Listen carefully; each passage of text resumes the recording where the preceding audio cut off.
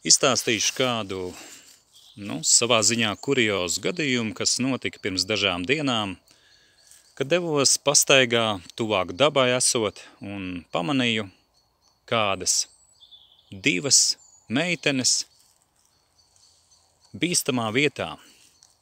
Pirmā no viņām devās virzienā uz ūdeņiem, kur bija arī nogāzies koks, un likās, ka tas ir slidens. Nopakaļ šai meitenei devās cita meitene, kurā brīdināja un sacīja, lai pirmā ir uzmanīga un labāk tur nelien.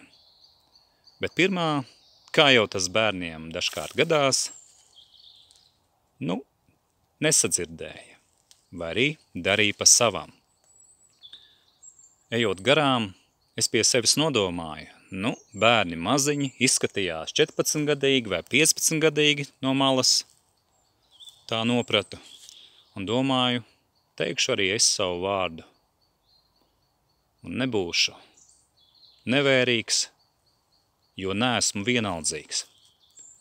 Un es sacīju pirmajai meitenei, paklaus savu draudzeni, viņas padoms ir tā vērts, lai izsargātos no iespējamās kļūdas, kurai nav jānotiek. Un kad es pateicu, ka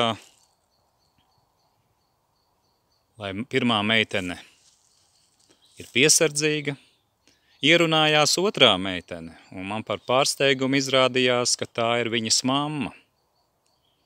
Mamma pabrīnījās, un viņa domāja, ka es komplimentus sacīju, bet tajā brīdī man nebija prātā nekāds kompliments, vienkārši es kā cilvēks cilvēkiem centos pasacīt, domādams, ka tie ir bērni, lai viņi ir uzmanīgi.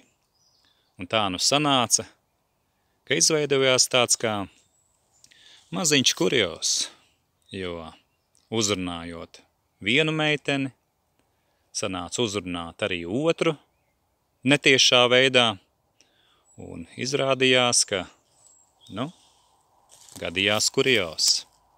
Arī tā dzīvē notiek, un pat arī tādos brīžos, lai ikvienam cilvēkam tā diena vai vakars ir gaišāki.